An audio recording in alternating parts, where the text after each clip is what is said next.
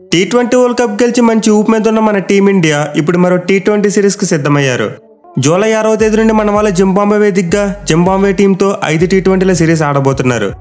ఈ సిరీస్ ఆడడానికి మన టీమిండియానే వెళ్ళినప్పటికీ ఏ టీం కాదు, బి టీం వెళ్లారు. అంటే టీ20 వరల్డ్ కప్ గెలిచిన స్క్వాడ్లో ఉన్న ఒక్క ప్లేయర్ కూడా ఈ స్క్వాడ్లో లేరు. కంప్లీట్లీ ఒక యంగ్ టీంను ఈ జింబాబ్వే టూర్కి పంపించారు. దీంతో టూర్ అయితే యంగ్స్టర్స్ అందరికీ ఒక గొప్ప opportunity. Mainly 2026 T20 world cup కోసం రూట్ మ్యాప్ ఎక్కడి నుండి స్టార్ట్ కాబోతుంది. ఏ యంగ్స్టర్స్ అయితే టీ20 సిరీస్లో బాగా రాణించగలుగుతారో వాళ్ళకి ఫ్యూచర్లో చాలా ఆపర్చునిటీస్ దొరికే ఛాన్సెస్ ఉంటాయి. మెయిన్లీ మనకి టాప్ ఆర్డర్లో రోహిత్ శర్మ మరియు విరాట్ కోహ్లీ లాంటి పెద్ద ప్లేయర్స్ రిటైర్ అయిపోయారు. అంటే వాళ్ళ ప్లేసెస్ ఇప్పుడు ఖాళీగా ఉన్నాయి.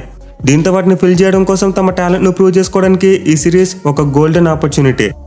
ఈ సిరీస్లో గెలిపోవటంలో పక్కన పెడితే భవిష్యత్తు కోసం మన వాళ్ళు ఈ సిరీస్ను బాగా యూటిలైజ్ చేసుకోవాలి. ఎస్పెషల్లీ జింబాబ్వే టీం అంటే మరీ అంత బలమైన జట్టు కాదు. మన వాళ్ళు బి టీంతో వెళ్ళినా సరే వాళ్ళని ఓడించవచ్చు. దీంతో ఈ సిరీస్లో ప్రయోగాలు చేసేందుకు మన వాళ్ళు ఎక్కడ కూడా వెనుకడుగు వేయకూడదు. కొత్త కాంబినేషన్స్తో పాటు కొత్త ఐడియాస్ను ట్రై చేయాలి. అప్పుడే మనం 2026 వరల్డ్ కప్ కోసం ఒక బలమైన జట్టును నిర్మించుకోగలం. ఎనివే ఈ సిరీస్లో అయితే ఫస్ట్ మ్యాచ్ చూసుకుంటే జూలై 6వ తేదీన హరారే స్పోర్ట్స్ క్లబ్ వేదికగా ఆడబోతున్నారు. అండ్ ఈ మ్యాచ్ యొక్క టైమింగ్స్ చూసుకుంటే కంప్లీట్లీ డిఫరెంట్. మనం ఇప్పటివరకు మోస్ట్లీ టీ20 మ్యాచెస్ ఎక్కువగా నైట్ టైంలోనే చూస్తూ వచ్చాం. బట్ ఈ సిరీస్లో 5 మ్యాచ్ల యొక్క timings completely different. Evening 4:30 PM match start అయిపోతుంది.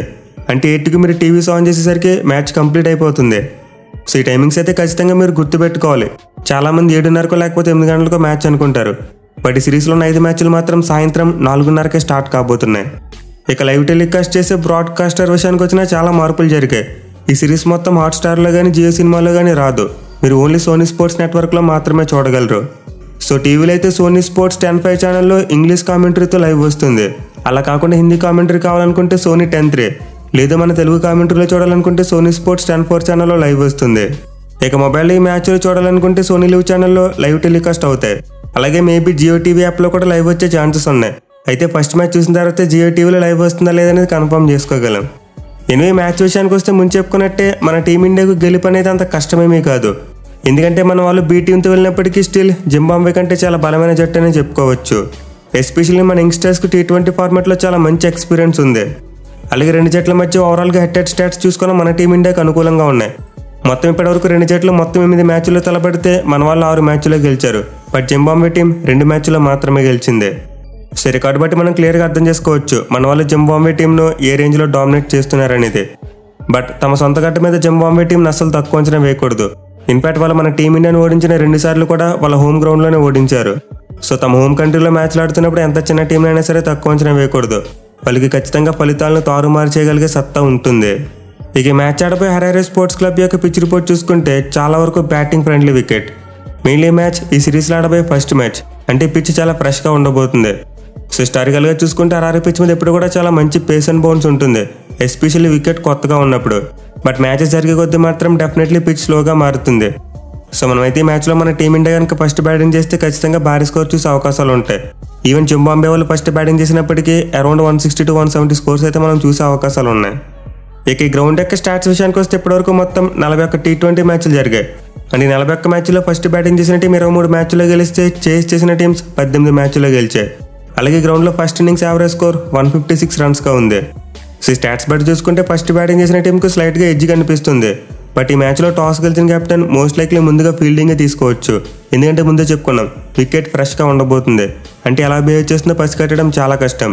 దీంతో ఖచ్చితంగా టాస్ గెలిచిన కెప్టెన్ వాళ్ళ ముందు టార్గెట్ ఉండడానికి ఇష్టపడతాడు. మేబీ సిరీస్లో ముందుకు వెళ్లే కొద్దీ పిచ్లో మార్పు రావచ్చు.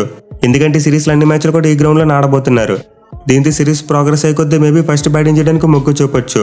కానీ ఫస్ట్ మ్యాచ్లో మాత్రం ఖచ్చితంగా టాస్ గెలిచిన కెప్టెన్ ముందుగా ఫీల్డింగ్ తీసుకోవడానికి ఎక్కువ అవకాశాలు ఉన్నాయి. ఇక గ్రౌండ్లో అయితే మన టీమిండియాకు చాలా మంచి రికార్డు ఉంది. ఇప్పటివరకు జింబాబ్వే టీం 3 మ్యాచ్లు ఆడితే మన వాళ్ళు 5 గెలిచారు, 2 మాత్రం ఓడిపోయారు. అండ్ ఓడిపోయిన మ్యాచ్లు కూడా ఇప్పుడు 2015 మరియు 2016లో ఓడిపోయారు. ఇన్ఫాక్ట్ 2 మ్యాచ్లు ఓడిపోయినప్పటికీ మన వాళ్ళు అప్పటి సిరీస్లు మాత్రం కోల్పోలేదు. మన టీమిండియాకి అయితే జింబాబ్వేలో చాలా మంచి ట్రాక్ రికార్డు ఉంది. అయితే ముందే చెప్పుకున్నాం జింబాబ్వే టీంను వాళ్ళ సొంత గడ్డ మీద అస్సలు తక్కువ అంచనా వేయకూడదు. మెయిన్లీ వాళ్ళ కెప్టెన్ సికిందర్ రాజా చాలా డేంజరస్ ప్లేయర్. జింబాబ్వే టీం కనుక తలుచుకుంటే ఖచ్చితంగా మన టీమిండియాకు చాలా మంచి కాంపిటీషన్ ఇవ్వగలుగుతుంది. అండ్ అదే కనుక జరిగితే 2 జట్ల మధ్య ఒక థ్రిల్లింగ్ మ్యాచ్ చూసే అవకాశాలు ఉన్నాయి. ఇక ఈ మ్యాచ్ యొక్క వెదర్ రిపోర్ట్ చూసుకుంటే వర్షం పడడానికి ఏమీ కనిపించట్లేదు. ఇన్ఫాక్ట్ ఈ సిరీస్లో అసలు ఏ మ్యాచ్ కూడా రెయిన్ థ్రెట్ లేదు. కంప్లీట్లీ 0% రెయిన్ ప్రిడిక్షన్ ఉంది. మనమైతే ఫుల్ మ్యాచ్ను ఎలాంటి బ్రేక్స్ లేకుండా చూడొచ్చు. ఇక టీమ్స్ విషయానికి వస్తే జింబాబ్వే టీం పరిస్థితి అంత మెరుగ్గా ఏమీ లేదు. వాళ్ళు ఈవెన్ రీసెంట్గా ముగిసిన T20 వరల్డ్ కప్ కూడా క్వాలిఫై కాలేకపోయారు. సో ఒకప్పుడంటే జింబాబ్వే టీం మినిమం కాంపిటీషన్ ఇస్తూ ఉండేది. కానీ మధ్యకాలంలో చూసుకుంటే వాళ్ళు చాలా డౌన్ అయిపోయారు. ఒకప్పుడు పాకిస్తాన్ టీంను కూడా షేక్ చేసిన టీం ఇప్పుడు కొంతవరకు క్రైసిస్ని ఎదుర్కొంటుంది. సో జింబాబ్వే టీంలో అయితే స్టార్ ప్లేయర్స్ ఎవరు పెద్దగా కనిపించట్లేదు. కేవలం వాళ్ళ కెప్టెన్ సికిందర్ రాజా మాత్రమే చాలా పాపులర్ ప్లేయర్. బట్ మిగతా ప్లేయర్స్ విషయానికి వస్తే ఎవరికి కూడా అంత ఎక్స్పోజర్ లేదు. సో జింబాబ్వే టీం యొక్క ఆశలన్నీ మోస్ట్లీ వాళ్ళ కెప్టెన్ సికిందర్ రాజా మీద ఉండబోతున్నాయి. అతను బ్యాట్తోనే కాకుండా బాల్తోనే కూడా బాగా రాణించాలి. ఇక అతనితో పాటు వాళ్ళ టీంలో వెల్లింగ్టన్ మస్కజ్జా మరియు బ్లెస్సింగ్ మజర్బానీ లాంటి మంచి క్వాలిటీ బౌలర్స్ ఉన్నారు. అలాగే రిచర్డ్ ఇంగ్వారాతో పాటు టెండే చటార్ కూడా ప్రీవియస్గా చాలా మ్యాచెస్ ఆడారు. సో జింబాబ్వే టీంకు బ్యాటింగ్తో కంపేర్ చేసుకుంటేనే బౌలింగ్లోనే కాస్త స్ట్రెంత్ కనిపిస్తుంది. బట్ మన చూపు మీద ఉన్న మన టీమిండియా యంగ్స్టర్స్ ముందు వాళ్ళ బౌలింగ్ ఏ మేరకు నిలబడుతుంది అనేది ఒక బిగ్గెస్ట్ క్వశ్చన్ మార్క్. మిగిలిన వాళ్ళ బౌలర్స్ కంటే బ్యాట్స్మెన్ ఎలా పెర్ఫామ్ చేస్తారనేది చాలా ఇంట్రెస్టింగ్ ఉండబోతుంది. ఎందుకంటే మన టీమిండియా బ్యాటింగ్ బలంగానే కనిపిస్తున్నప్పటికీ బౌలింగ్ మాత్రం కాస్త అటు ఇటుగా ఉంది. సో జింబాబ్వే బ్యాట్స్మెన్ కనుక కలిసికట్టుగా ఆడగలిగితే ఖచ్చితంగా మన టీమిండియా బౌలర్స్ని కౌంటర్ చేయొచ్చు. కానీ చేయాలంటే వాళ్ళు చాలా కష్టపడాలి. మెయిన్లీ వాళ్ళ కెప్టెన్ సికిందర్ రాజా ఆల్రౌండర్గా మంచి పర్ఫార్మెన్స్ ఇవ్వగలిగితే ఖచ్చితంగా మన టీమిండియాకు చాలా కాంపిటీషన్ ఇస్తారు. ఎనివే ఈ మ్యాచ్ కోసం జింబాబ్వే టీం యొక్క ప్రాబబుల్ ప్లేయింగ్ 11 చూసుకుంటే ఓపెనర్స్ ఇన్నోసెంట్ కయ్య మరియు తదవాన్సీ మరుమణి బరిలోకి దిగే ఛాన్సెస్ ఉన్నాయి. ఇక తర్వాత నెంబర్ 3లో బ్రియాన్ బెనెట్, నెంబర్ 4లో సికిందర్ రాజా, నెంబర్ 5లో వీస్లీ మాధవర్, నెంబర్ 6లో క్లైవ్ మటండే, నెంబర్ 7లో ల్యూక్ జాంగ్వి, నెంబర్ 8లో వెల్లింగ్టన్ మస్కజ్జా, నెంబర్ 9లో బ్లెస్సింగ్ మజర్బానీ, నెంబర్ 10లో టెండే చటారా మరియు నెంబర్ 11లో రిచర్డ్ ఇంగ్వారా బరిలోకి దిగే ఛాన్సెస్ ఉన్నాయి. ఇక మన టీమిండియా విషయానికి వస్తే ముందు చెప్పుకున్నట్టే అబ్సల్యూట్లీ యంగ్స్టర్స్ నిండిపోయిన స్క్వాడ్. సో ఈ సిరీస్లో అయితే మనం కంప్లీట్లో ఒక సరికొత్త టీమిండియా ప్లేయింగ్ 11 చూడబోతున్నాం. మెయిన్లీ మన వాళ్ళకి ఓపెనర్స్ విషయంలో చాలా కన్ఫ్యూజన్ ఉంది. ఎందుకంటే మన స్క్వాడ్లో చాలా మంది ఓపెనర్స్ ఉన్నారు. ఇన్ఫాక్ట్ జైస్వాల్ లాంటి ప్లేయర్ ఫస్ట్ 2 మ్యాచెస్కి అందుబాటులో లేడు. లేకపోతే మనకి ఓపెనింగ్ తలపటి ఇంకా పెద్దగా ఉండేది. సో ప్రజెంట్ అయితే మన వాళ్ళ స్క్వాడ్లో రుతురాజ్ గైక్వాడ్, అభిషేక్ శర్మ మరియు శుభ్మన్ గిల్ ముగ్గురు ఓపెనర్స్ ఉన్నారు. బట్ వీళ్ళ ముగ్గురులో ఓపెనర్స్కి ఆడబోయేది కేవలం 2 మాత్రమే. మరొకరు ఖచ్చితంగా నెంబర్ 3లోనే బ్యాటింగ్ చేయాలి. సో నేనైతే మోస్ట్ లైక్లీ ఒక ఓపెనర్కి అభిషేక్ శర్మని ఫిక్స్ చేస్తాననుకుంటున్నా. ఎందుకంటే అతను లెఫ్ట్ హ్యాండ్ బ్యాట్స్మెన్. ఇక అతనితో పాటు రుతురాజ్ గైక్వాడ్ మరి ఓపెనర్గా ఆడే ఛాన్సెస్ ఉన్నాయి. ఎందుకంటే మనం ఆల్రెడీ శుభ్మన్ గిల్ టెస్ట్ ఫార్మాట్లో నెంబర్ 3లో ఆడడం చూసాం. సో దీంతో మేబీ సిరీస్లో గిల్ను నెంబర్ 3లో ట్రై చేయవచ్చు. లేదు ఓపెనర్గా పెట్టాలనుకుంటే గైక్వాడ్ నెంబర్ 3లో ఆడిస్తారు. ఇక మిడిల్ ఆర్డర్ విషయానికి వస్తే రియాన్ పరాగ్ మరియు రింకు సింగ్ వీళ్ళిద్దరూ ఆబ్వియస్ చాయిస్. ఎందుకంటే మన వాళ్ళకి ఎక్స్ట్రా బ్యాట్స్మెన్గా పిక్ చేసిన సాయి సుదర్శన్ కూడా టాప్ ఆర్డర్ బ్యాట్స్మెనే. దీని అతను మిడిల్ ఆర్డర్లో ఆడించే ఛాన్స్ లేదు. సో రియాన్ పరాగ్ మరియు రింకు సింగ్ ఖచ్చితంగా మిడిల్ ఆర్డర్లో ఉంటారు. అండ్ వీళ్ళతో పాటు వికెట్ కీపర్గా జితేష్ శర్మ ఆర్ ధ్రువ్ జురెల్ వీళ్ళిద్దరు ఎవరో ఒకరికి మాత్రమే ఛాన్స్ దొరుకుతుంది. మోస్ట్ లైక్లీ నేనైతే ధ్రువ్ జురెల్ చేత డెబ్యూ చేస్తారనుకుంటున్నా. ఇక తర్వాత ఆల్రౌండర్గా వాషింగ్టన్ సుందర్ ఆడతాడు. సో నెంబర్ 7 వరకు అయితే మన టీమిండియాకి చాలా మంచి బ్యాటింగ్ డెప్త్ కనిపిస్తుంది. ఈవెన్ రవి బిష్ణు మరి ఆవేష్ ఖాన్ కూడా కొంతవరకు బ్యాటింగ్ చేయగలరు. ఇక బౌలింగ్ విషయానికి వస్తే మెయిన్ పేస్ బౌలర్స్కి ఆవేష్ ఖాన్, ఖలీల్ అహ్మద్ మరియు ముఖేష్ కుమార్ వీళ్ళ ముగ్గురికి ముందు ఆపర్చునిటీ దొరుకుతుంది. ఒకవేళ వీళ్ళ ముగ్గురు ఎవరో ఒకరి ఫెయిల్ అయితే మేబీ ఆ తర్వాత హర్షిత్ రాణా చేత డెబ్యూ చేయించవచ్చు. సో ఈ మ్యాచ్ వరకు చూసుకుంటే రాణాకు ఛాన్స్ దొరకడం కొంతవరకు కష్టమైన విషయమే. ఇక సుందర్తో పాటు రెండో స్పిన్నర్గా మోస్ట్ లైక్లీ రవి బిష్ణు ఆడతాడు. సో బౌలింగ్లో కూడా మన వాళ్ళకి చాలా మంచి వెరైటీ కనిపిస్తుంది. రైట్ ఆర్మ్ పేసర్స్ ఉన్నారు, లెఫ్ట్ ఆర్మ్ పేసర్ ఉన్నాడు, అలాగే లెగ్ స్పిన్నర్ ఉన్నాడు అండ్ ఆఫ్ స్పిన్నర్ కూడా ఉన్నాడు. ఈవెన్ అభిషేక్ శర్మ మరియు రియాన్ పరాగ్ లాంటి ఎక్స్ట్రా బౌలింగ్ ఆప్షన్స్ కూడా ఉన్నాయి. సో మన వాళ్ళ దగ్గర అయితే ఒక మంచి ఆల్రౌండ్ టీం ఉంది. అండ్ ఈ టీంతో కనుక తమ స్థాయికి తగ్గట్టు రాణిస్తే ఈజీగా జింబాబ్వే టీంను బీట్ చేయొచ్చు.